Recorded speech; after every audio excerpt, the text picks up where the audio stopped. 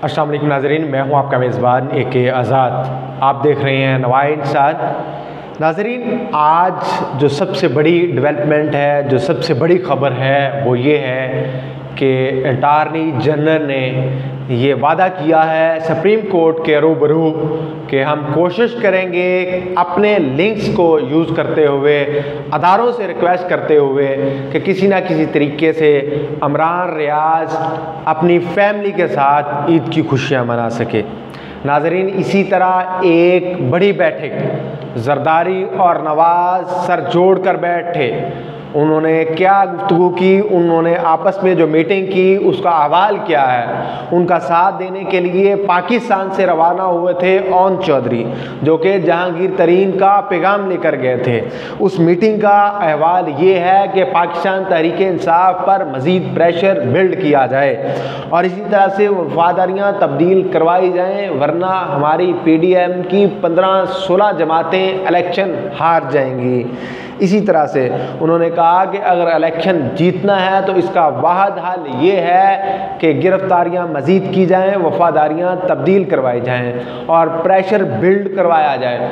पाकिस्तान तहरीक इंसाफ ने profile picture change करके अपने सोशल मीडिया अकाउंट्स के ज़रिए से पाकिस्तान तहरीक इंसाफ का साथ देने के लिए जो मुहिम शुरू की थी, उसमें लाखों लोगों ने अपनी प्रोफाइल चेंज करके तहरीक इंसाफ का जो परचम है वो लगा करके एक मरतबा PDM की जो नींदें हैं वो हराम करके रख दी।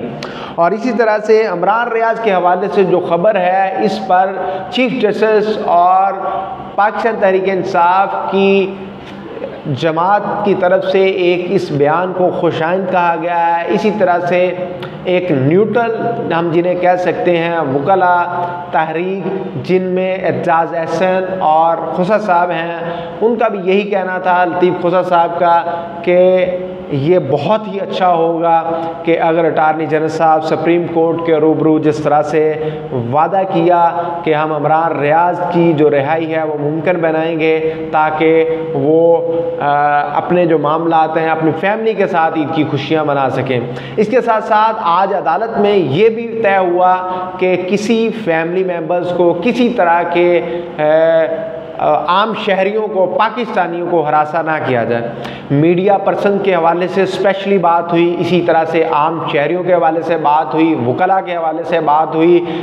चीफ जस्टिस और अटॉर्नी जनरल को एक दूसरे में जब मुकालमा हुआ, दोनों लोग एक दूसरे को मुखातिब करते रहे। यही कहा गया कि अब समात ईद के बाद चूँकि मुलतवी हो रही है, इसलिए पोस्टपोन की जा रही है, इसलिए आम शहरियों का जो हक है उन्हें जीने का हक दिया जाए। नाज़रीन, आज ईद पर PDM का जो प्लान है वो कुछ हमारे मखसूस ज़राए जिनका ये रेफरेंस है, उनका ये कहना है कि तहरीक इंसाफ के कारकुनान पर ईद के दिनों में, बिलखसूस ईद के पहले दिन और बिलअमूम ईद के तीनों दिनों पर तहरीक इंसाफ के कारकुनान और आम वर्कर्स के घरों पर रेड्स और छापे मारे जाएंगे।